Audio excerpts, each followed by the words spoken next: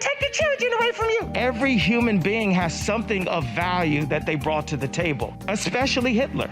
This is the future president you're talking to right now. I love Jewish people, but I also love Nazis. Germans had a really cool leader at one time. Love you, love you, love you. There's a lot of things that I love about Hitler. Well, I think Hitler did target and kill some people. So I think, I think Obama killed Palestinians. This is a new look for you. Oh no, I've been wearing a mask for a while.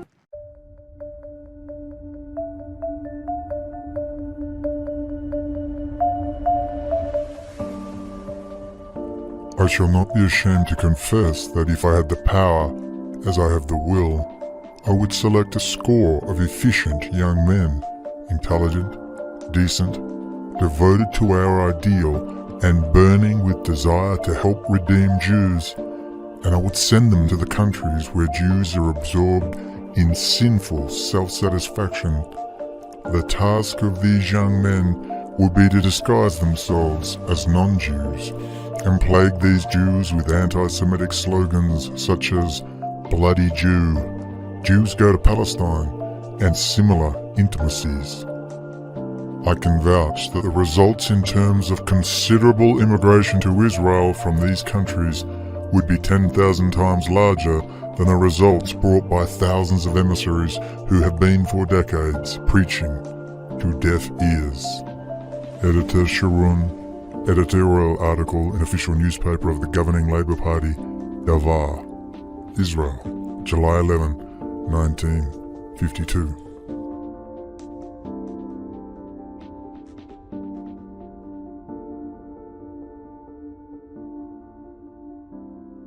Ladies and gentlemen, we are away with the speed of a virgin chook. Ladies and gentlemen, it's Brendan O'Connell live from south of the Gringo border. Wow, today's date is, it's 5:58 p.m. Saturday, December 3rd, 2022. Happy birthday, Dad and Fiona Brown. Well, that's going to annoy someone. And yes, big things happening in internet land. I'm starting to understand the ludicrous yay thing.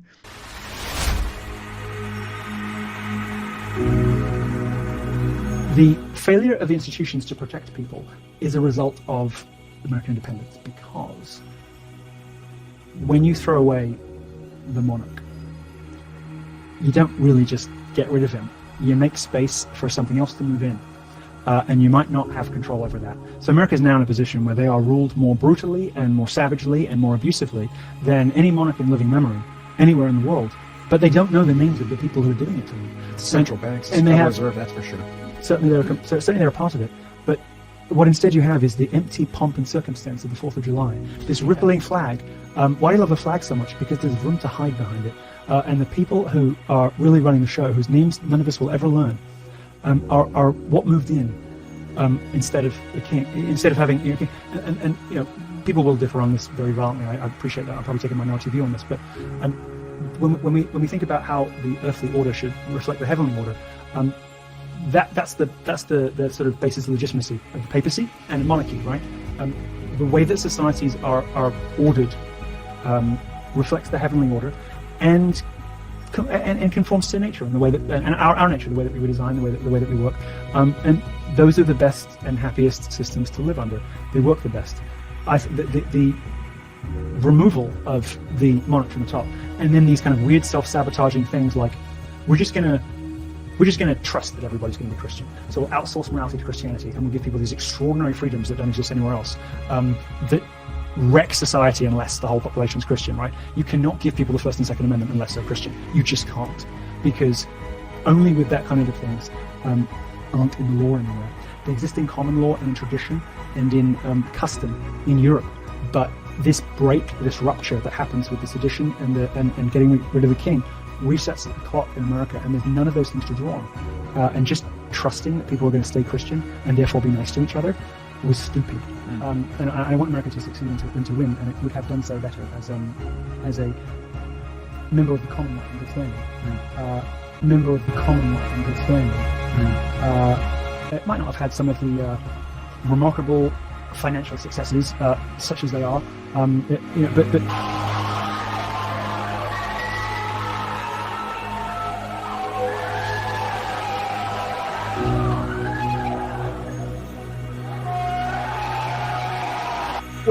The model, let me be very frank, I have never been an aficionado of the Constitution.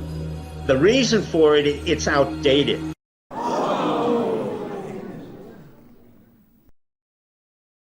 And if you think you're going to run around naming the Jew, you're on a list, okay? So when things do get cleaned up, you'll be on that list as well.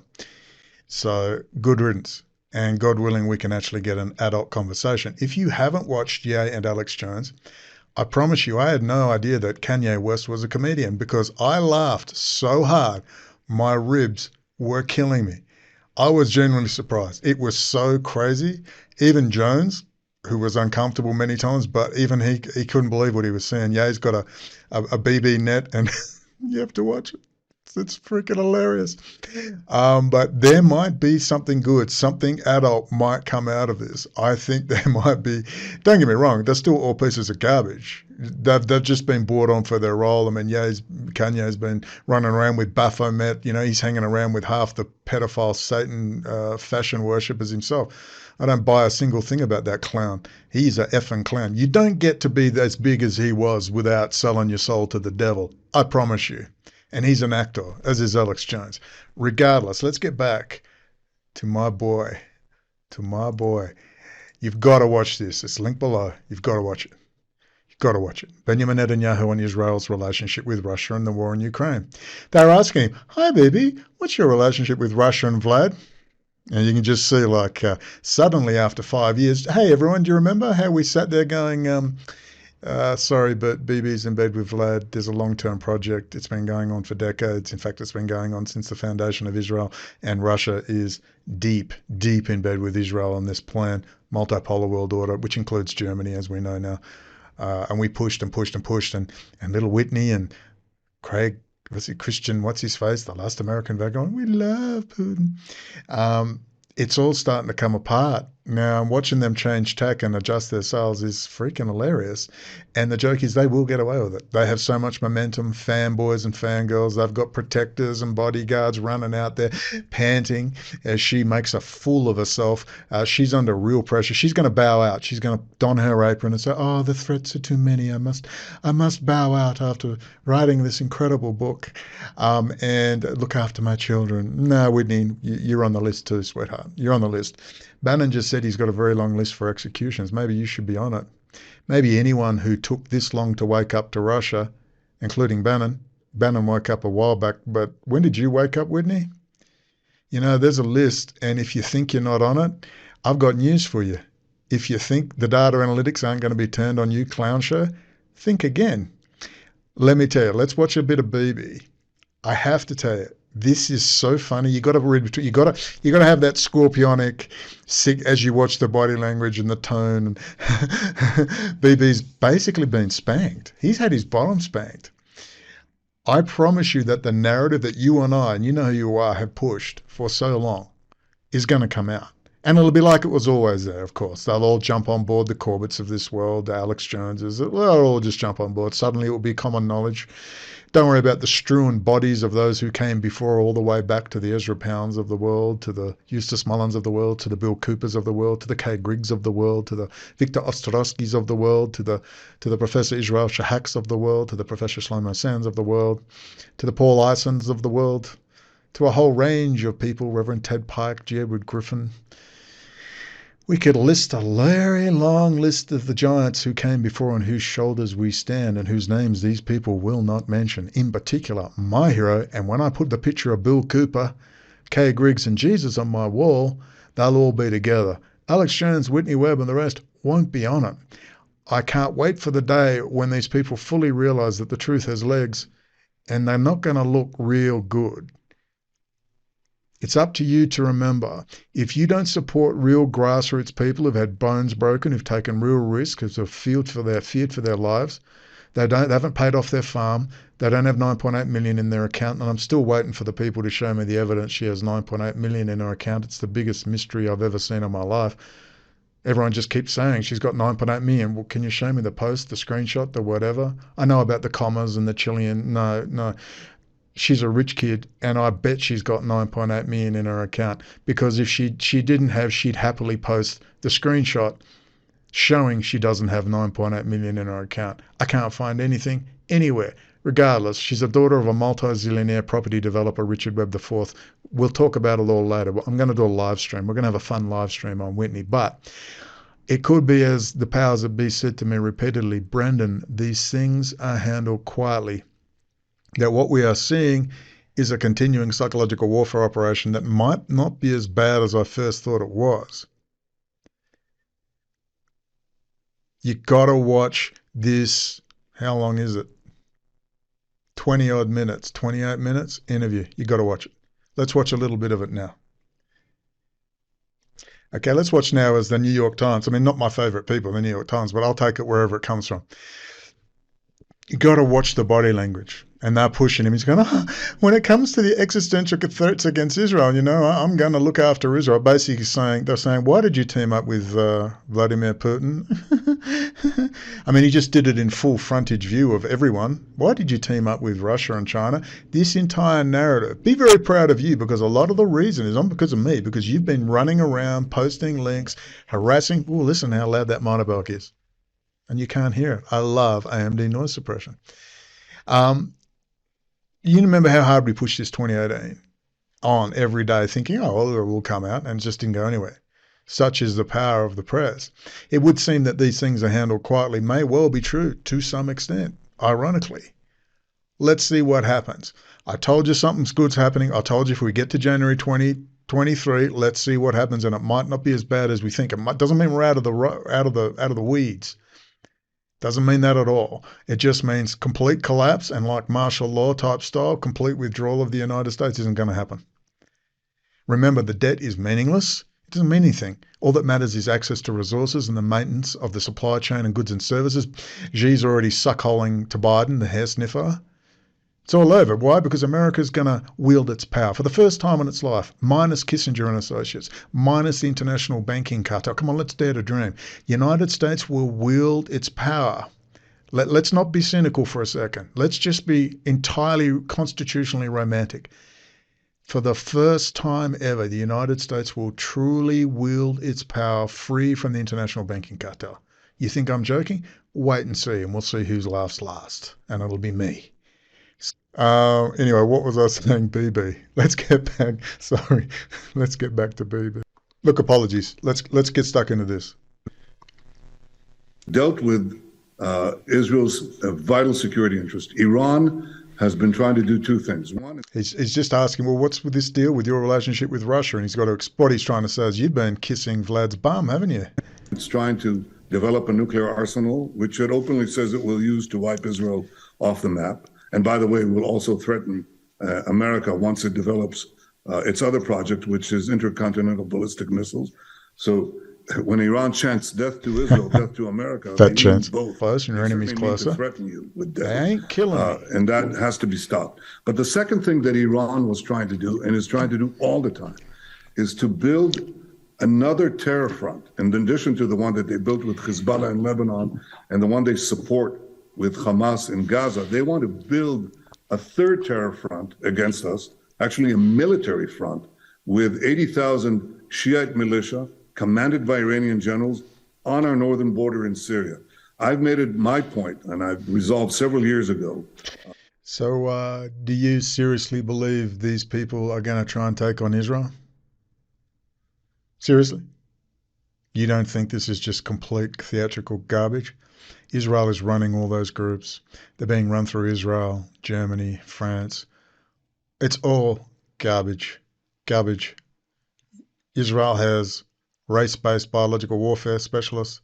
Israel has nuclear weapons. I don't think they developed them. I think they were handed nuclear weapons.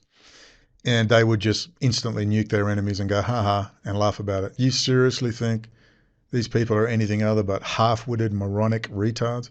You would be correct. You would be correct. They want someone to attack them. It's annoying them that someone won't launch a large military strike. Anyway, the time is right. Look, I care deeply for Israel. Deeply. I care so deeply, I want to see 2 Marine divisions put there in Israel completely disarmed. Bibi says in this, the Palestinians, well, maybe they'll get their 2 states. Never happening. It's going to be 1 state, a secular state. And Bibi's going to be disarmed. I'm telling you right now, 2 Marine divisions are going to be put right there in the middle of Israel. So who knows? Maybe they'll play a great game strategy, and the United States intelligence will build up Iranian forces in there and say, "Oh my goodness, evangelical friends, Jewish communities around the world, our precious Israel is under attack." Just as we laughed when Ukraine got attacked. And we put 2 bases in Ukraine. Looks like we may need to put 2 bases to protect our dear Israeli, Russian, Jewish friends in Israel. Come on, think big. Think big. Come on, baby. In my stints as prime minister, to block them. What do we do? How do we block them? We bomb them continuously. We bomb their forces, their commanders, their weapons, their bases every time. So we prevented them effectively from doing it, but it's an ongoing effort. When we bomb them from the air. We don't bomb them with artillery.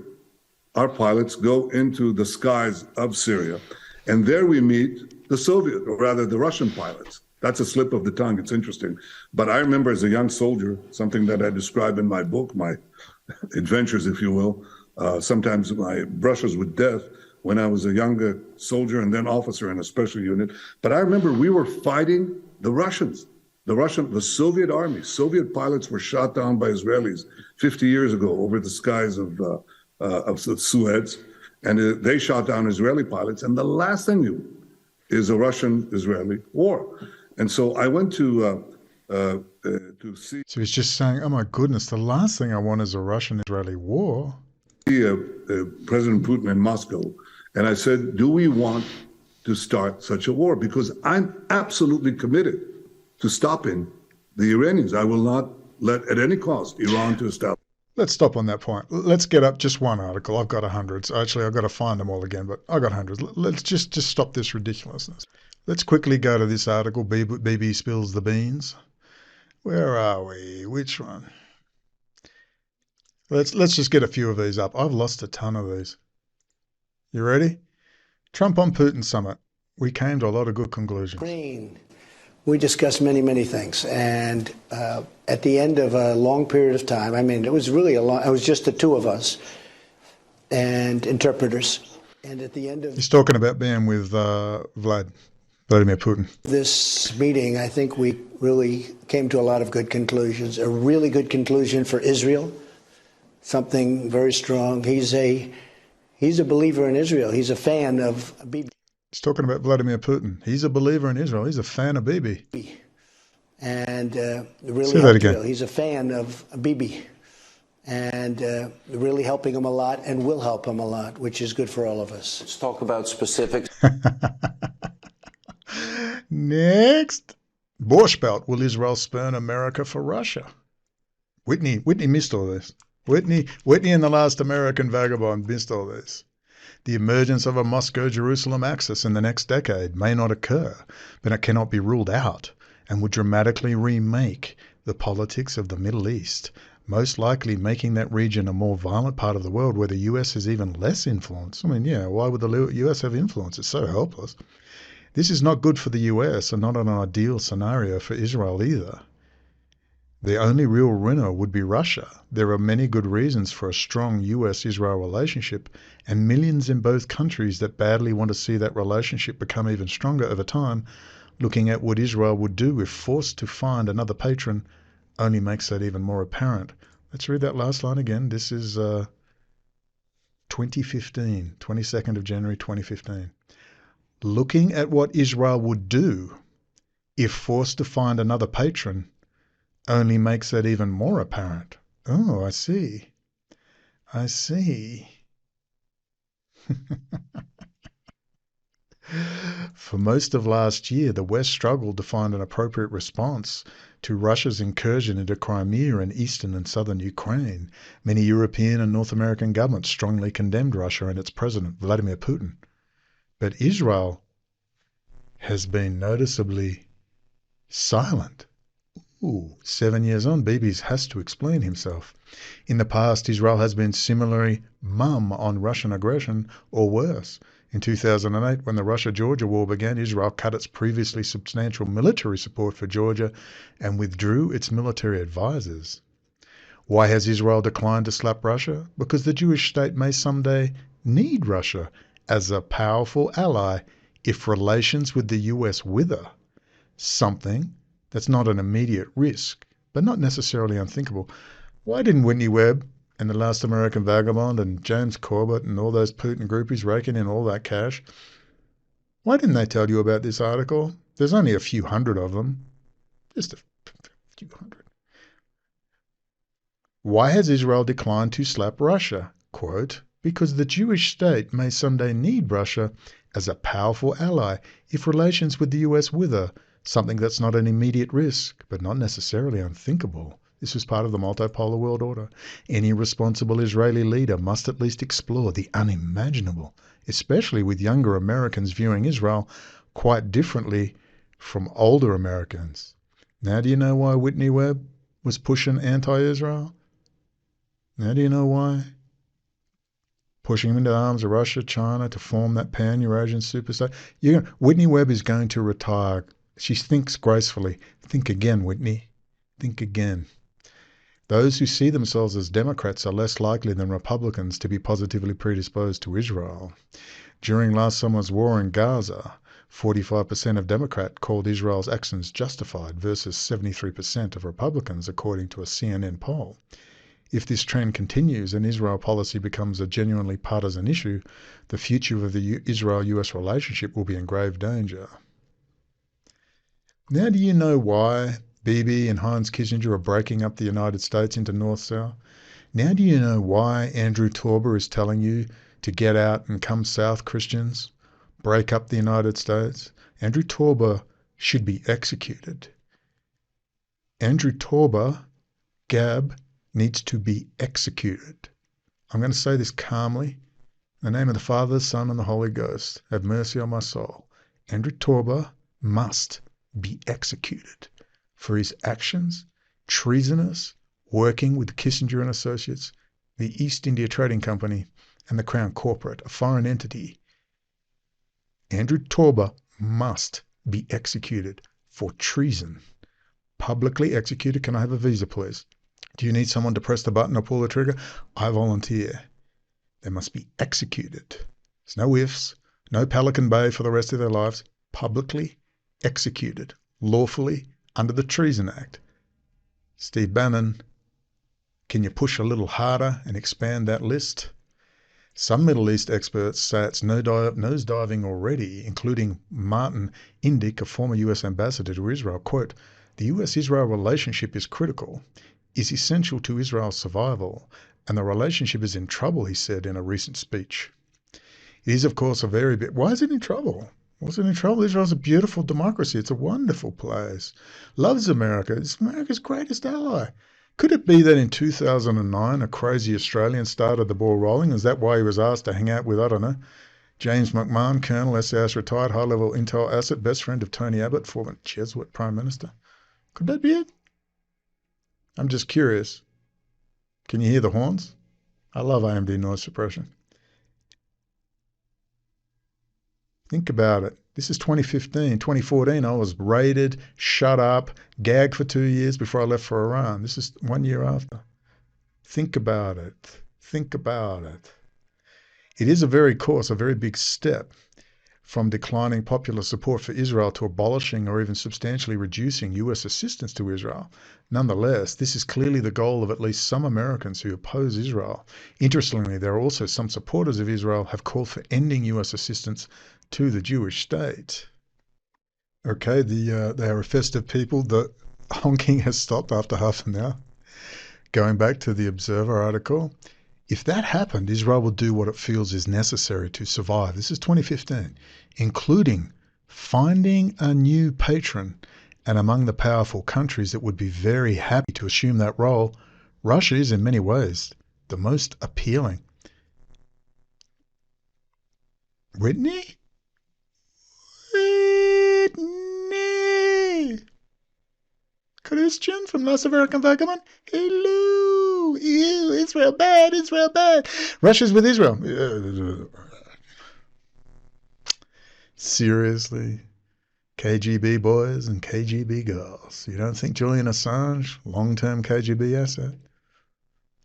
Penga, his contact, when they were hacking the Pentagon. India and China are also possibilities, but less likely ones. India might be drawn to Israel, but India's enormous Muslim population could be a deal breaker. A resource-hungry China is unlikely to get any closer to Israel because it could jeopardize Beijing's relationship with Israel's oil-rich foes. What a load of crap. That's so deep in bed it's not funny. Russia, however, is uniquely positioned to be a strong partner for Israel. Given Russia's enormous wealth of natural resources, including minerals and fossil fuels, there's a much weaker demand in Russia for Arab oil. Because of that, a close relationship with Israel would be less damaging for Russia than for China. Since the collapse of the Soviet Union, Israel has become a home to more than 1 million Jews from Russia, Ukraine, Belarus, Georgia, and 11 other states that were once part of the Soviet Union. This has created a climate of strong cultural and linguistic ties between Israel and the region, particularly Russia. For Russia, a close relation... Do you reckon Whitney will ever read this article to you? James Corward, That's American Environment. Maybe George Russia Today, Galloway. Yeah, I'm just saying. Maybe Ron Dawson. Maybe Ron Owens. We love Russia. Boo Israel. We love Russia. Boo Israel. Oh, they're in bed together. Oh, well, let's not talk about that. For Russia, a close relationship with Israel would be a boon. Israel is still the most stable, well-functioning and militarily powerful country in a region that is extremely important to Russia. The Israeli economy that has grown in recent years due in part to its burgeoning tech sector, American technology, and would be an excellent partner for a Russia that is increasingly cut off economically from the West. Now you know why the Mueller report, they kept saying we've got to be friends with Russia. America, please be friends with Russia. Because how are we going to get away with teaming up with Russia? I mean, America's going to notice sooner or later. Yeah, they did. But the real reasons why Russia would benefit from strong ties with Israel are political. If Russia could legitimately present itself as being on the side of Israel and against the jihadist terror in the Middle East, it would be much more difficult for American presidents to pass sanctions against Russia or try to bring its neighbors into NATO against Moscow's will if the American people, even if only a sizable minority of them, viewed Russia as a reliable friend of the Jewish state. Oh, says Heinz Kissinger. You might want to read that again. The benefits to Israel are more complicated. On the one hand, a strong tie with Russia would provide Israel with comparable security guarantees as the US, but less diplomatic support. Russia, particularly if it is supported Israel, would have very little sway internationally, except insofar as Russia has a permanent seat on the UN Security Council and could veto anti-Israel resolutions there. In Russia, Israel would embrace an ally that cares almost nothing about human rights and has committed extraordinary acts of violence on its own people in Chechnya and elsewhere. Accordingly, Russia would be much less likely to pressure Israel to reach a peaceful solution with the Palestinians or show any restraint at all when violence flares up between Israel and Palestine. Oh, goody, we could kill as many Arabs as we like. Whitney cares. James Corbett cares. Let's not mention Israel and Russia's relationship, though. This would be good for hawkish elements within Israel, but would be a bad development for human rights in the region. Oh no! As well as for any hope for achieving peace between Israel and its neighbors, or for finding a solution to tension between Israel and the Palestinians. A more aggressive Israeli approach to the Palestinians and their patrons, thus deepening the cycles of violence and conflict that have been prevalent in the region since before the founding of the State of Israel. The relationship between the US and Israel has not deteriorated to the point that Jerusalem needs to cut a deal with Moscow now. This is 2015. However, the curve in this regard is clearly bending in that direction, and it is not hard to imagine the bilateral relationship turning over the next 5 to 10 years. And of course, the goal was to break up the United States, get all the Christian evangelical morons to the south with Andrew Torba, create this new Christian-only stuff, and then you'll be best friends with Israel and Russia, and you'll pass all the technology over. And Heinz Kissinger is very, very happy. Execution. Treason is execution. Consider how unlikely a treaty between Israel and Egypt looked in 1975, or how impossible Barack Obama's new Cuba policy looked a decade ago.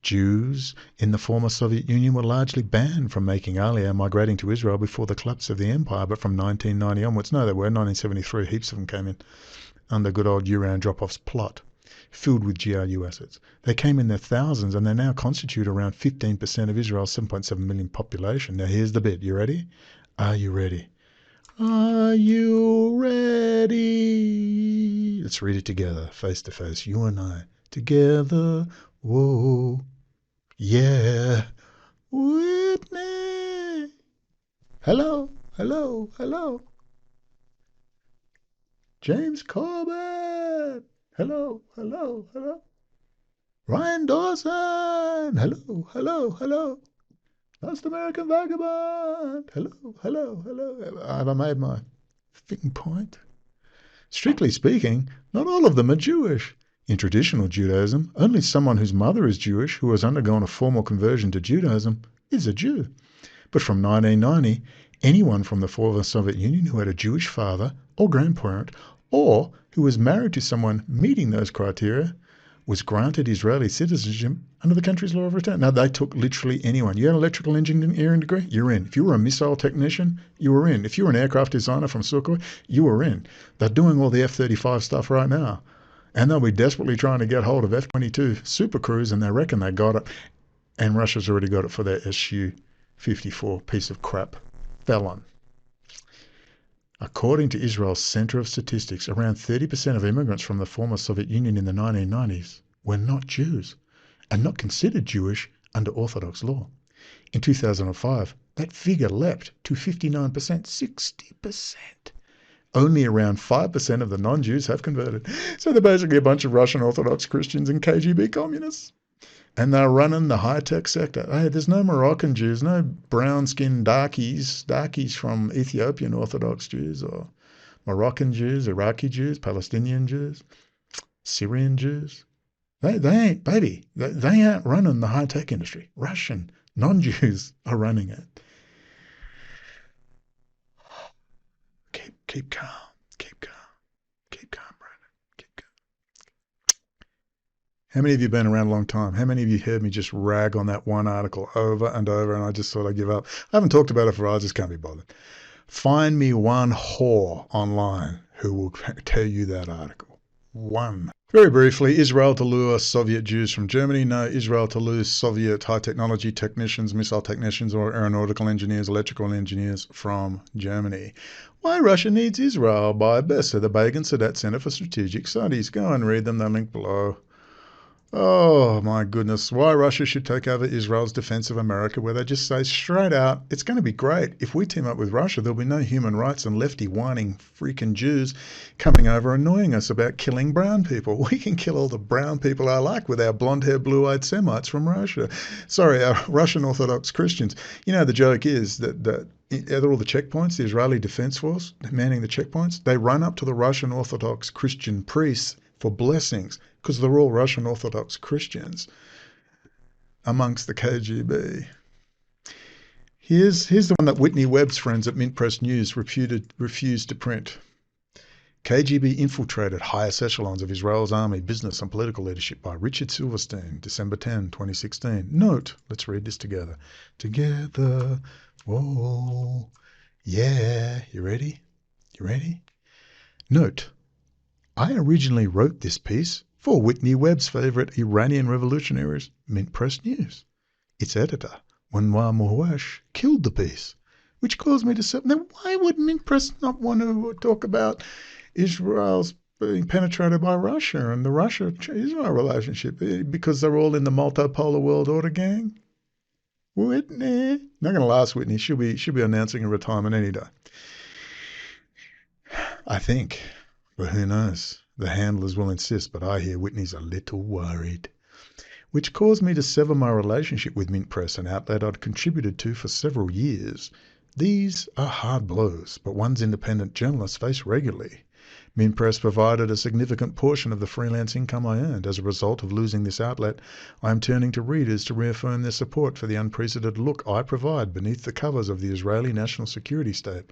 Now, in the age of Trump, independent journalism focusing on national security issues is both more threatened and more critical than ever. Yeah, I'll tell you all about it. I don't know if you've had anyone die, but anyway. Good for you. Alrighty, just one last one. That's a classic, like putting the KGB into the Pentagon. No, we've got to do two more. We've got to do two more. Actually, three more. Here we go. The USSR is our second homeland, said one kibbutznik when Stalin died. Incredible as it may seem, Stalin's Soviet Union was once at the center of Israeli identity.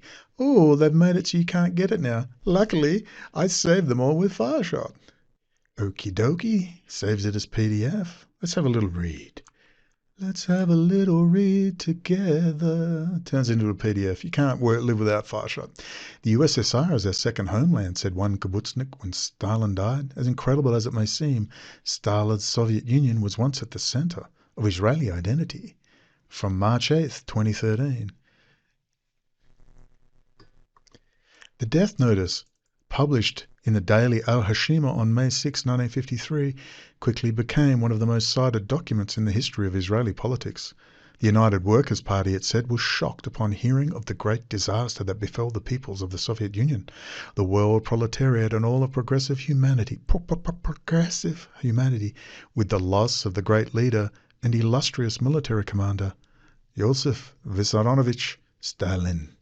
The Soviet dictator was described there, this is an Israeli paper, as a great revolutionary fighter, this is the 50s, responsible for immense historic endeavors, but contrary to what is usually remembered, the appellation, or son of the nations, as supporters like to refer to Stalin, did not appear in the paper's announcement. 60 years later, the death notice can be seen on David Seller's Nostalgia website, as if it merits only amused wistfulness. In fact, it is of interest to recall, as incredible as it may seem, that Stalin's Soviet Union was once at the center of Israeli identity. In the first Knesset, the left-wing Mapam, the United Workers' Party, was the second largest faction with 19 seats. During the debate over the makeup of the government that was held in the Knesset on March 10, 1949, one of Mapam's two leaders, Yaakov Hassan of Kibbutz Misher Hamek, said, quote, "For us, the Soviet Union is the fortress of world socialism. It is our second homeland, the socialist one." That comment could go down as one of the 10 most quoted sentences in the history of Israeli politics. Whitney! Hello! James Corbett, hello! Ron Owens, hello! George Galloway, hello! Edward Snowden! We're geniuses. You need me. I got Google alerts and a bunch of people sending links. Oh my God, how did Whitney miss it with 70,000 worshipping goddesses, witchcraft bunker people, girls? Leave her alone. But you're all such intellectual powerhouses. What happened? She's a journalist. What's going on? She didn't have Google alerts? Oh no. What would Stalin say? I mean, seriously, you believe that piece of garbage? Seriously? Oh, it's going to come out. Everyone will get it. It's like Snowden's on the outer now. Snowden's on the outer now. Everyone's waking up. Oh, multipolar world order, Snowden, Assange, breaking up the United States. Oh, now you're going to understand Whitney Webb. Then you'll understand the last Omega Vega. And it's treason. They knew exactly what they were doing. They're all little rich kids who want to be socialists. Yeah. They're KGB assets. You don't think that Vedmore, her boyfriend, the one who combined his DNA with hers, I hear, and I don't have the time and effort, but maybe you can look it up, that his family are from a long multi-generational anti-nuclear campaigners out of England and Wales. Oh, that would be interesting. That would be very interesting to find out. So anyway, that's that article. Let's move on to King Faisal, what he had to say before he was shot to death by good old Heinz Kissinger. So here's King Faisal. As you can see, he just loves Heinz Kissinger so much. He just loves him. Look at the angel of death. He's sitting there thinking, he will send his nephew, coked up lunatic, to come in and shoot him twice in the head. The angel of death, Heinz.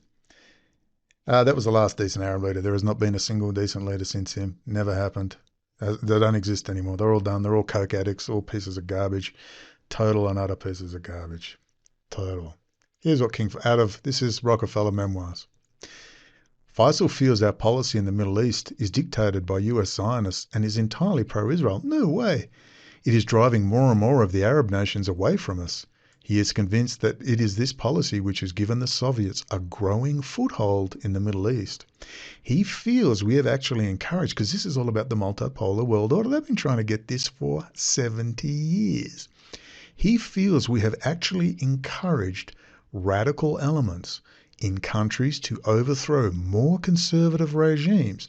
Faisal is convinced the US, or East India Trading Company, Heinz Kissinger and Associates, is steadily losing friends and influence in the Middle East. Our only friends now are Saudi Arabia, Kuwait, Jordan, Lebanon, Tunisia and Morocco. If the war with Israel persists, we will soon have none at all. Faisal's views on Israel were frankly bizarre. This is Nelson Rockefeller's memoir. Faisal believes that all the troubles in the Middle East stem from Zionism and Israel. He says most of the Jews in Israel come from Russia, that communism is a product of Zionism, that the Israelis are a godless people, that Israel is a socialist state which only pretends friendship with the United States, and that Israel and the Soviets have a secret understanding whereby all of the Arab world is to fall into communist hands. Oh, Whitney. Someone call Whitney. Hello. That's Whitney on the phone. Whitney, my darling, put on that sexy librarian gown and let your hair down. My books are late. I should be punished. Look, Whitney. What's that? You're retiring. You don't have 9.8 million in the bank? You've only got 9.6 from Daddy. Richard Webb IV, of course, yes. No, my love, unless your brother's in the Pentagon advising General Milley, I won't even look at you. But put those sexy librarian glasses on for me one last time. Don your apron, my love. Look after the children. You'll always be Wonder Woman to your army of moronic groupies, but to me, you'll always be a traitor. I think this is a long time since a woman's been executed for treason. Oh, Brendan, you devil.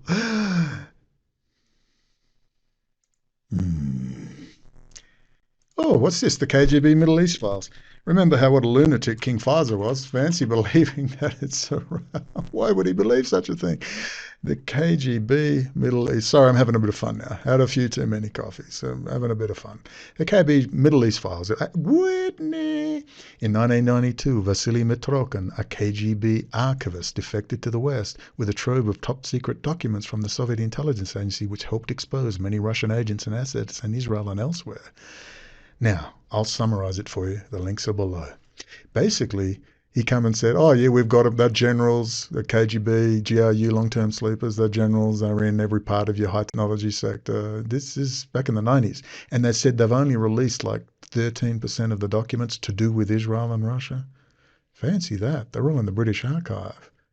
Is that why Prince Charles wrote this letter to his friend and mentor, Sir Lawrence Vanderpost? Remember this? Taking all this in mind, King Faisal? No, it's not a fake letter. As reported in Ynet News and otherwise, in 2017, this same time that good old, now you see the link, no one's told you this, but I'll tell you this. Now you're seeing the links between Al Jazeera and British intelligence. How do you think Al Jazeera got its people so deep inside that Israeli network in UK? Exposing the Friends of Israel at AIPAC, caused a shitstorm. Really put the boots in. At the same time, Ynet News, let's get that article. Prince Charles' letter urges US to confront the Jewish lobby. In a letter dated 1986 to close friend Prince Charles, that's Sir Lawrence Vanderpost, who was best friends with who? Carl Gustav Jung. Think about that. Attributes Middle East unrest to the influx of foreign European Jews, expresses hope some US president has to have the courage to stand up and take on the Jewish lobby, and hints Jewish immigration to Israel is the root cause of terrorism. Published in 2017. I'd got back from Iran in January 2017. This is 8 months later. Al Jazeera was putting out that stuff. I'd already put it out. Only British intelligence could have assisted with that. You know that Prince Charles and Lord Jacob don't get on. You know the difference between the crown corporate structure and actually fleshly Prince Charles? They're not one and the same. Not one and the same. Look, Charles wants to kill us. So they're all a bunch of elitist FUCKSs. They all want to kill us. Charles wants back into the Middle East. Think about it. Whitney, any analysis? Anyway, I'm going to stop. Is there any more we can do? Why Russia needs it? I think we're just about done. Yeah. That's enough. Oh, boy. One more time. Why not? One more time. Группа сотрудников ФСБ, направленные вами в командировку для работы под прикрытием правительства, на первом этапе со своими задачами справляется. And now you know why BB's, yeah, we're threatened. That's why we had to be friends. So it's breaking out. It's breaking out all over. Whitney. She's already trimming her sails. Oh, maybe talk's a good game, Vladimir Putin. Whitney, do you think we're all going to forget? You know, we've screenshotted everything. We've got all your interviews. Oh, Putin. You and the last American flag. Putin. Got all those shackles. Got all those temple shackles, baby. We're not going to let you forget that. Anyway, you must watch that 30-minute video. Everything's changed. I told you everything's going to change. Watch it unfold. I don't know if it's totally good. I'm just saying that the plan of the international banking cartel was the multipolar world order. I've said it again and again and again and again. I'll repeat it. Everybody wanted. Putin came out and said, I want a multipolar world order. Xi came out and said, don't worry, everyone at Davos. Trump's in, but we will get that multipolar world order. Release the virus. Bring down the US dollar, slap him in the mouth, warn everyone, get in line, multipolar world order is bust. Now we see the United States pulling out of Afghanistan, but now they're sitting in Ukraine. And Putin's getting his ass handed to him. And I mean, it's funny. It's not even funny. It's kind of sick. People are running around. You just wait. You just wait. Putin's coming. We're not going to let Colonel McGregor and that pedophile scum piece of filthy SHIT, what's his name, Scott Ritter, just think they can walk away after all the garbage they pushed. I mean, how many times do you want them exposed as Atlantic Council, little pedophile whack job morons for sale? And, you know, Ron Unz and former CRO counterintelligence, Phil Giraldi, let me stick my fist up your backside. You ought to be ashamed of yourselves. Treason, Ron Unz. It's called treason. It's called treason. Let's move on to Elon Musk and Neuralink. Now, if you ever wanted proof, I keep telling you, when Steve Bannon called Elon Musk the global village idiot, he wasn't lying. Trump doesn't like him. No one likes him. He's a fraud. If you ever wanted proof of what a fraud Elon Musk is, the guy's a congenital idiot. He's a closet bisexual, freaking moron. He's literally a moron, and everyone looks at him and goes, that guy's a freaking moron. Everyone that meets him. Listen to this. Just listen to this man. This is the leader, the technical genius of a multi-billion, one of the richest men in the world. Just like Bill Gates was a moron. Steve Ballmer was a moron. Paul Allen was the king of Microsoft. He's the one that got it going. Those two morons ran it into the ground till they had to hand it over to BlackRock, Vanguard, and State Street. Now they're handing it to Israel. What do you think Elon Musk is? Listen to this guy. Do you think this guy has a clue or even knows what he's talking about? Listen. Okay, you can see Sake. That's one of our. He's talking about the monkey. This is old news. This is 15 years old, this stuff. I'll show you what to watch. The monkeys typing on a keyboard. Could be an alien space monkey. This is where it started. But now this is telepathic typing.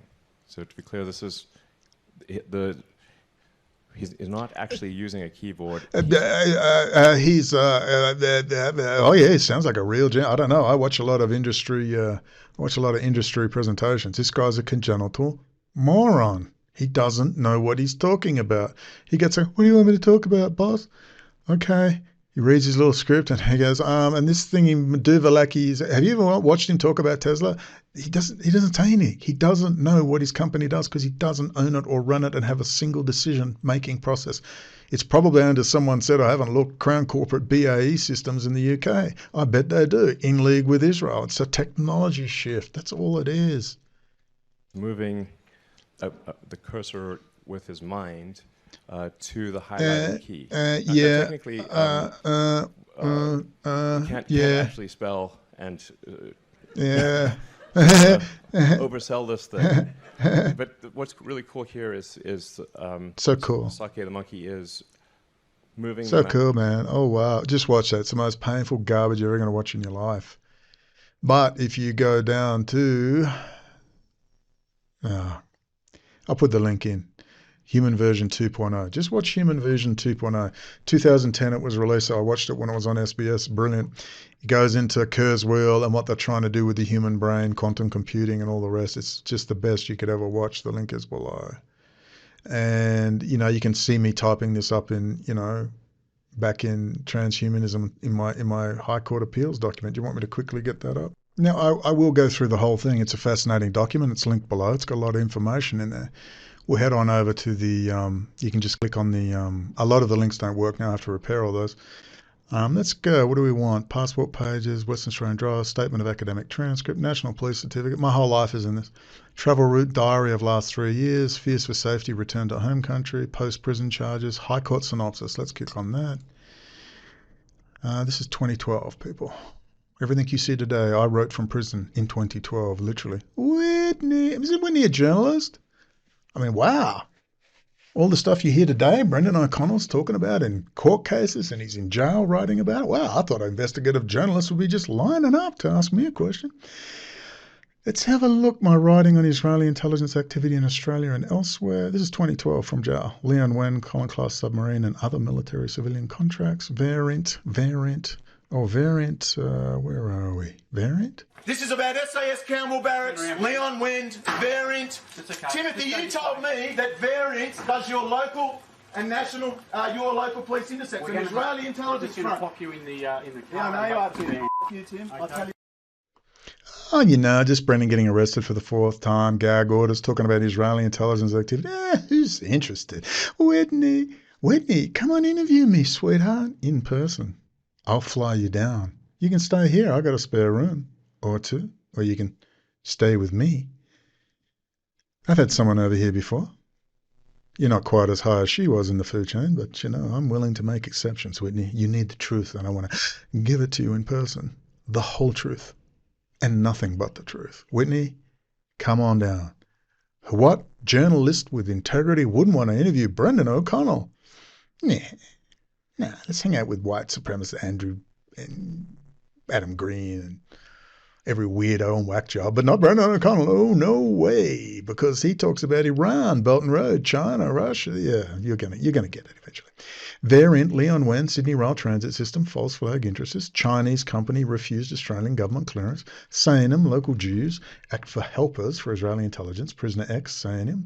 Israel's non-compliance with peace process. Racism within Australia's Israeli society. Zionist control. United States foreign and domestic policy. Jewish founding of the Soviet state and use of Sayanims in past. Should all Jews be held accountable? Clear West Australian establishment position to stifle knowledge in the public interest. Blah, blah, blah. Who would want to read that? Let me find my favorite one. Let's have a look here. Leon Wen, let's look at this one. Sydney Rail Transit System, Leon Wen, Telpiot Program. Here's Telpiot Program. Israeli Intelligence Agency spy on Americans by Phil Giraldi when he was normal. And when by the time I got to Iran, they weren't interested in this subject.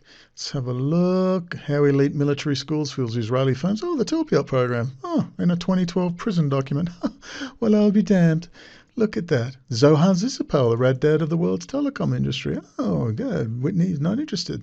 Ladies and gentlemen, you know, I'm being a little facetious here, but you don't get it yet? Written from jail in 2012, that's 10 years ago. Anyone interested? Broken bones, locked up. Israeli state comes out against him. Israeli ambassador Yuval wrote him. Israeli deputy foreign minister Danny Ayalon. 3 years in jail. Anyone? What? Whitney? Anybody? Hell, I'll take anybody, but I especially will take Whitney. Let's have a look. Communication Switzerland's for Government. RAD website. Oh, let's see. There we go. Here we go. Listen to this. You ready? In the following pages, you will see, I wrote this off the top of my head in a prison with a badly broken, untreated arm. In the following pages, you will see the state of Israel's use of the Sayanim or helper. These are Jews who are prepared to assist Israeli intelligence in all sorts of ways. That includes access to databases that they don't already have access to.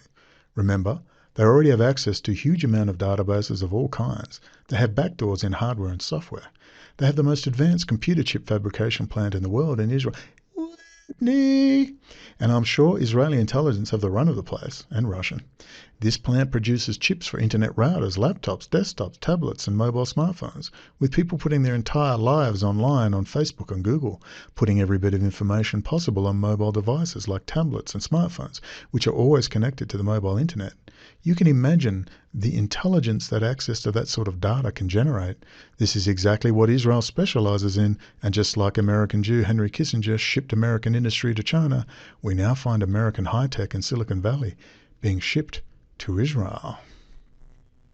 There we have a great article on all of that, all referenced, even as well references as good old Whitney's.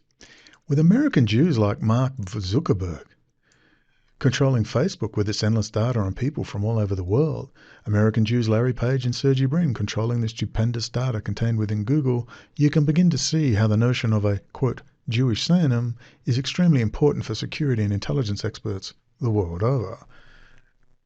I would just like to add, just for the record, when this ends up on YouTube, it was American Israeli Jew who warned me about all of this. Jews have warned me and said, Brendan, do something. Then they complained when I did do something and said, you weren't supposed to start an international incident. Well, I said, well, I'm so sorry. I'll keep it low key next time, you know. These things are handled quietly. Aren't they, Whitney? Mark Zuckerberg, we go into him, we go into Larry Page. This is all done in jail. Sergey Brin. And get this is a little ahead of the time, don't you think? From jail with a badly broken arm, I might add. And then there is the coming technology. This is all off the top of my head. Technology of quantum computing, which will bring to the world by 2025 a computer the size of a laptop that will be a trillion times more powerful than the most powerful supercomputers available today. The consequences are staggering. The technology is the subject of several mainstream documentaries and has even been present on the ABC and SBS News here in Australia. It is real, and some critics say it's frightening. Proponents of the technology often refer to themselves as, quote, transhumanists. The most famous of these is Ray Kurzweil. Wow, little ahead of my time, not only ahead of the time, done in jail with a badly broken arm. Whitney. Hey, Steve Bannon, how about an intro? A shout out even. I'll take a shout out if they can shout out Whitney on Joe Rogan. What about a shout out for moi? Have I been facetious enough for you? I mean, seriously, the link's below. Do yourself a favour, as Molly Meldrum would say, and have a read of a UN document of a real political dissident. I think we're about done on the transhumanist idiot, Elon Musk. If you haven't worked out what he is yet, I don't know what I can say. Let's now move on to the next fear porn. It's not quite alien space monkey invasion with General Monkey who's short of bananas, but it's coming close to being as absurd as that. Or is it? With Elon putting chips in monkeys' brains, I mean, who knows what's going to happen? Let's move on. To get you up to speed, ladies and gentlemen, with climate change, polar bear farts and cow farts and you driving your motor vehicle, your big fuel-guzzling Pax Americana imperialist fascist V8 or V12. You know, you insatiable Americans with your V8. Guess what?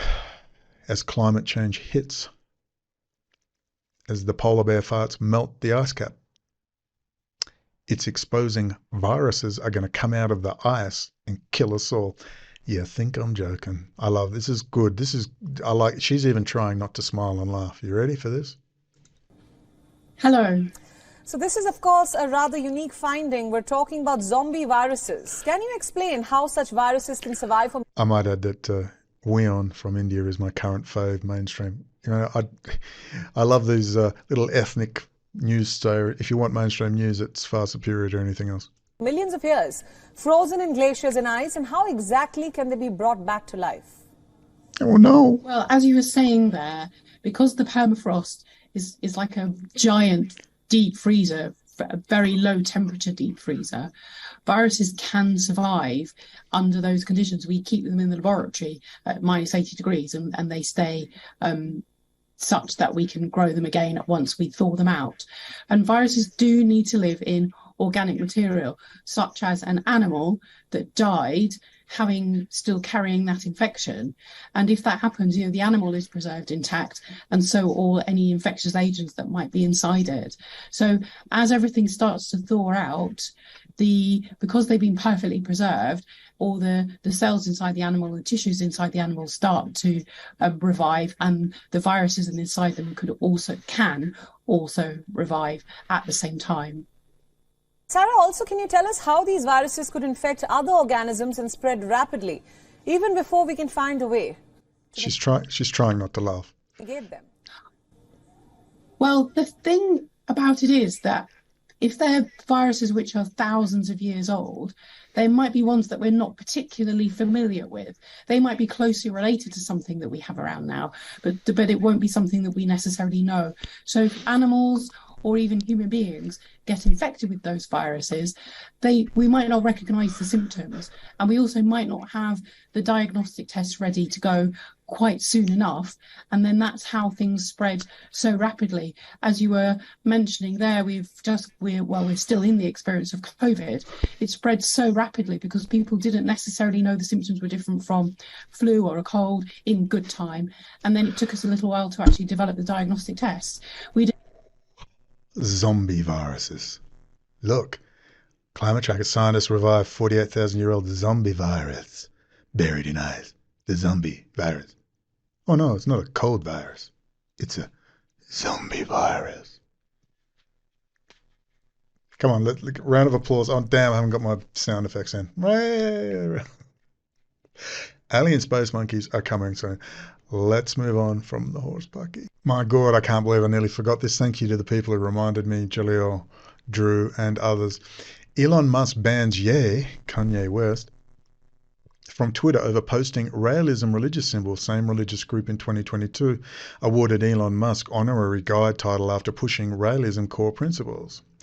The two variants of the Rallium logo. Elon Musk banned Kanye West from Twitter over posting a UFO religious symbol. Interestingly enough, Elon Musk has not only espoused his personal belief in core foundational tenets of realism, but he is actively pursuing the implementation of its belief system and was awarded with the honorary guide title from the group's leader in 2022. In an interview with PR Newswire, Thomas Kazlik, the Rallium, you know he's a Russian Jew, but the Rallium guide and leader of the US Rallium movement, said Musk, who recently called himself a free speech absolutist, will, through his purchase of Twitter, hopefully bring about a unique era of social media. Realism social accounts have been restricted several times over the past 2 years for posting their religious symbol. After years of increased content moderation by all major platforms, which are in the hands of very few companies, the fundamental human right of free speech has been more and more stifled, Kanzik explained. Hopefully, Musk's acquisition of Twitter means the tide is turning. No, it just means that Twist's acquisition of Twitter means he's going to turn it into a TikTok app with WeChat and all your banking and financial central bank digital currencies on it. That's what they do when they ban TikTok in the US. That's the plan. Because he loves you so much and he's a hero and he's fighting the globalists. Realism teaches that about 25,000 years ago, the Elohim arrived on the earth and transformed it so that life could develop, a belief that Elon Musk has espoused numerous times on his personal Twitter page. Quote, "No, I'm not an alien, but I used to be one," says Elon. Elon Musk in 2001 takes it a step further, saying, quote, "I am an alien." The UFO's religious founder, Rael, argued that there would be biological robots in the future, as technological advances will use technology to enhance human ability, something Elon Musk is currently embarking on with his Neuralink brain implant. Ladies and gentlemen, I've told you this is the religion of the elites. Told you that, straight out of the Jewish Old Testament. Ezekiel down by the river Chebar, the thunder, the glowing embers underneath, the domed with the aliens moving around inside, and the wheels within wheels, which they actually made one for the Martian explorer. The prophet Elijah taken up to heaven in a fiery chariot. Moses, the thunder, the swirling. All right, it's UFO theology. The Nephilim who fell from heaven and mated with the beautiful women. Go and read the Old Testament. It's all in there. You can Google search it. You can find this stuff. This is the literal religion of the elite. Literally.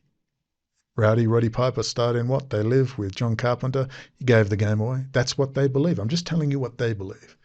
All right, it's Mormon stuff, Jesus Christ Church of Latter-day Saints stuff. Okay, God is a human, a very advanced human life form, and he made us in his image through genetic sequencing. And then he runs around and seeds planets and brings life because he can genetically DNA sequence and create planets and terraform them. That's what they believe. Of course, Jesus tells us God is spirit and should be worshipped as spirit. All that stuff. Why did Jesus even say that?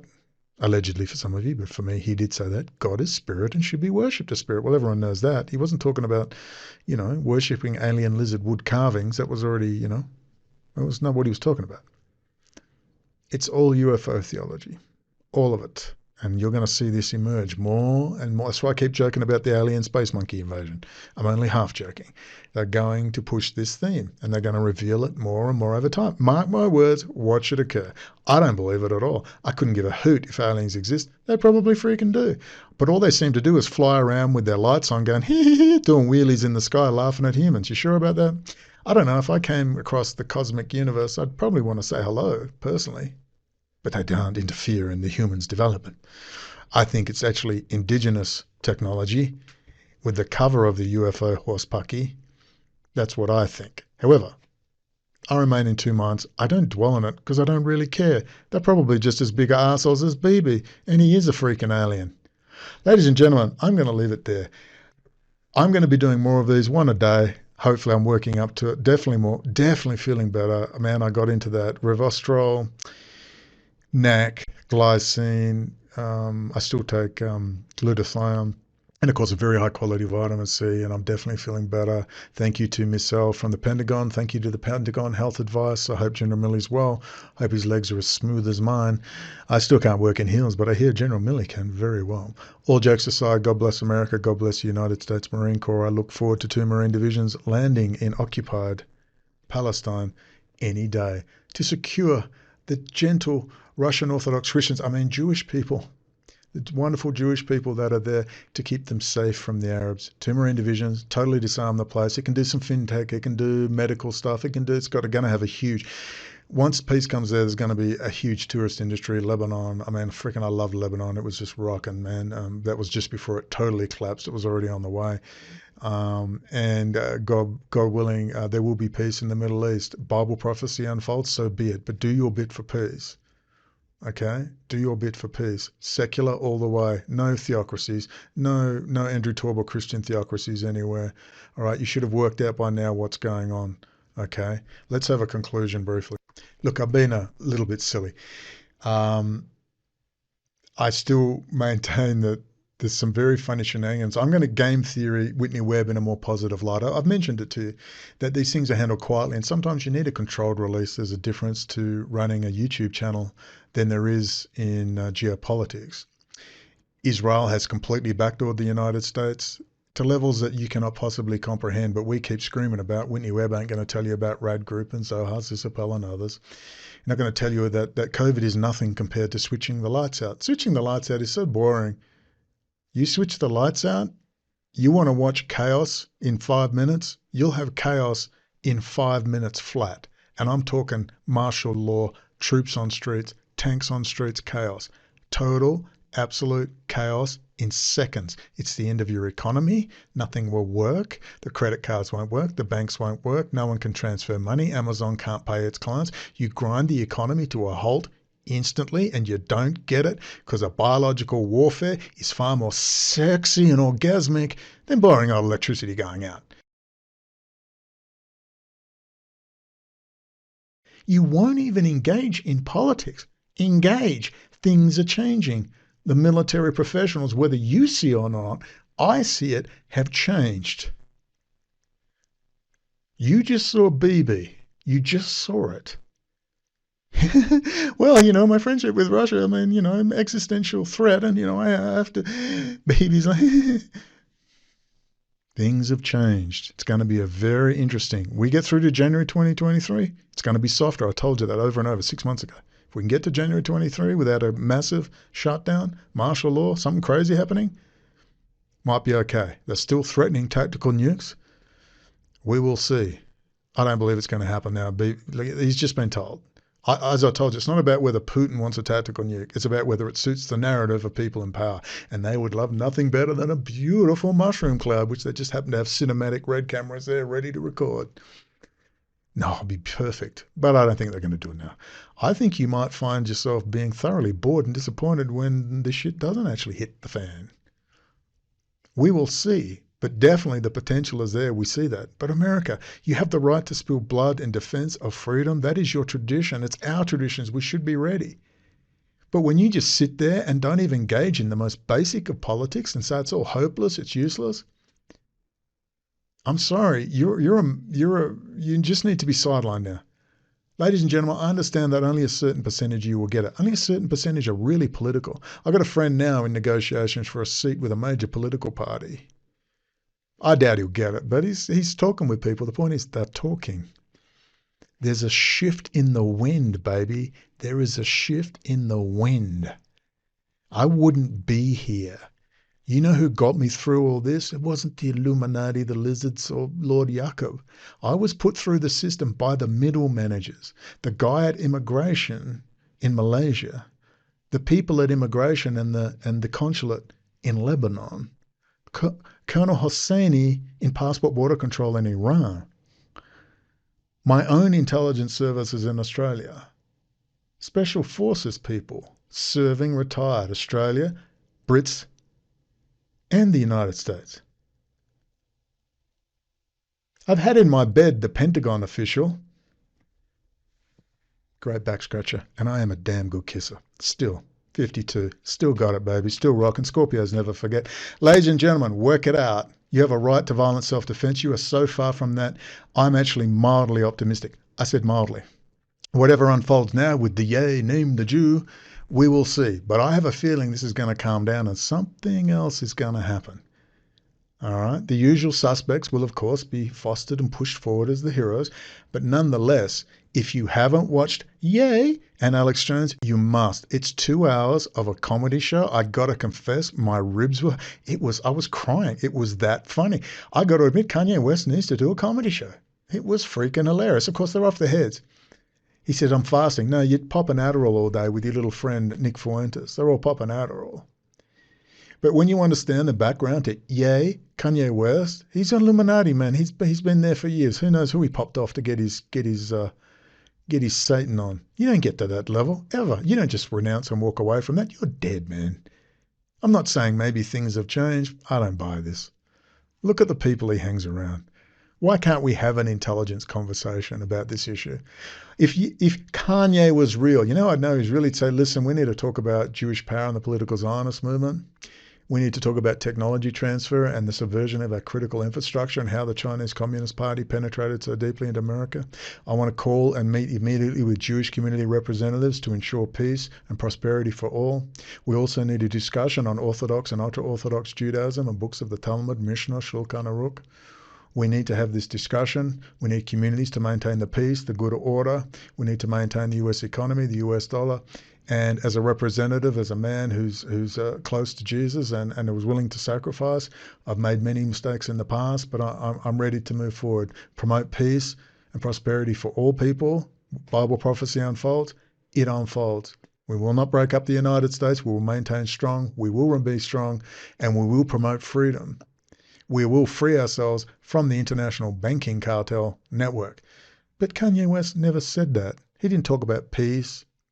He didn't accidentally say DEFCON 3 when he meant DEFCON 3. He meant DEFCON 3. Everything he does is incitement. Everything he does is polemical. Everything he does is designed to create fear. It's not pulling people together for all his rhetoric. 1 minute he's saying things like, not literally, but, kill the Jews, metaphorically, inferring violence, but I love Jews. And then, it's a trolling operation. It's Dr. Steve Pieczenik is brilliant. It's really well done. It's really well done.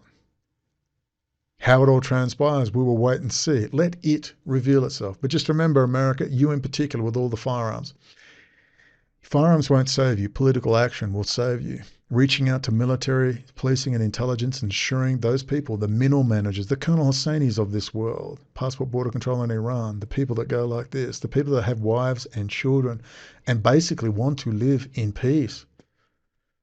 We can get people together if we stop this rubbish. If they aren't talking international banking cartel, Rothschild, City of London, Jewish power, as British Jewish activist Paul Eisen writes, and the political Zionist movement specifically, which is its specific knife that specifically penetrates, if they can't say these basic things, City of London, EU, European banking cartels, foundation systems, roundtable groups, Club of Rome, Cecil Rhodes, Bilderberger, Chatham House, CFR, Trilateral Commission, Carnegie, Atlantic Council, General Jim Jones, Denology, privatized intelligence services, crisis actors, fake news, fake witnesses.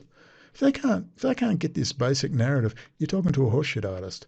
You got to stop. You got to insist on a higher level. No, well, it's got a close enough. Nice guy. I really like him. You kidding? We're still at a stage where Tucker Carlson is now considered by a goodly portion of the moronic American and world citizenry as an alt media star. And yet none of these stars can tell you that Tucker Carlson's boss, Rupert Murdoch, is best friends with Heinz Kissinger, the Atlantic Council, the CFR, and the Trilateral Commission.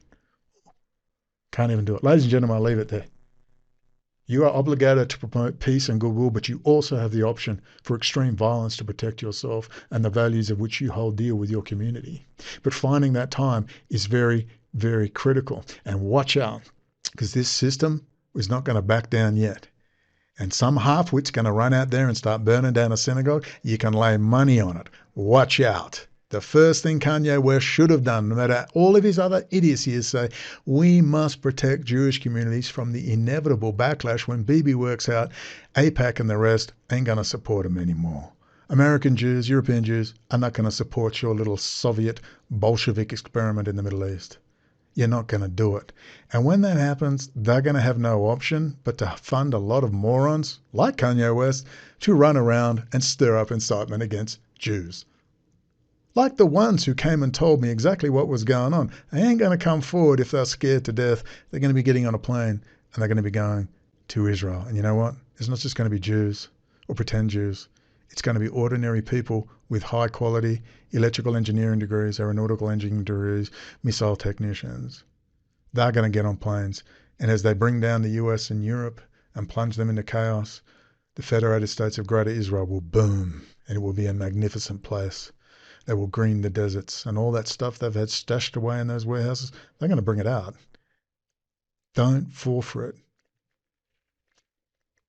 If they can't say that basic narrative and don't name the Jew, name the international banking cartel, the Club of Rome, Bilderberger, Davos, Council on Foreign Relations, Trilateral Commission, George Kaiser, Foundation System, Tulsa, Oklahoma, how they feed the Israeli Unit 8200 people into the Smart Cities program. You're telling me in the year 2022 we still can't work this out?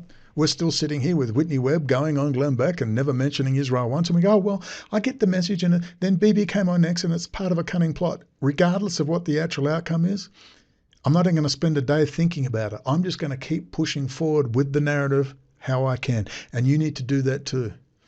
Let's get some fires happening. I'm feeling a little bit more energetic. I've now got 2 desktops, 2 laptops, a tablet, and 2 phones, and they are not going to hack me again. Have I got some interesting news for those of you interested in IT security? Very, very interesting. Proton Mail, Proton VPN. You've got a lot of explaining to do. Ladies and gentlemen, let's end it now. Jumpalegi, Jumpananti, Hoda Hafez. Excuse me, hasta luego. And remember, don't forget to like and subscribe. Let's be kind to each other. I think there's some positive news coming. I pray there's some positive news coming. Let's dare to dream. Let's dare to be optimistic. Let's not be negative and demoralized all the time and let those scum online come out and tell you you're stupid and O'Connell's nuts. And who would think that? Let's be positive. Let's put it out there. Let's put the thoughts, the good thoughts, the positive thoughts out there. Go America. Freedom. I mean, who doesn't want freedom? But this time, real freedom. Not international banking cartel pretend freedom. Real freedom. Catch you later. Hasta luego. And don't forget to like and subscribe. Hey, Whitney. What's up, y'all? I'm the last man on earth. Shit's all fucked up. Don't forget to like and subscribe. We out here. Ah! F. Scott Fitzgerald, quote, "The test of a first-rate intelligence is the ability to hold 2 opposing ideas in the mind at the same time and still retain the ability to function. One should, for example, be able to see that things are hopeless and yet be determined to make them otherwise. This philosophy fitted on to my early adult life when I saw the improbable, the implausible, often the impossible, come true."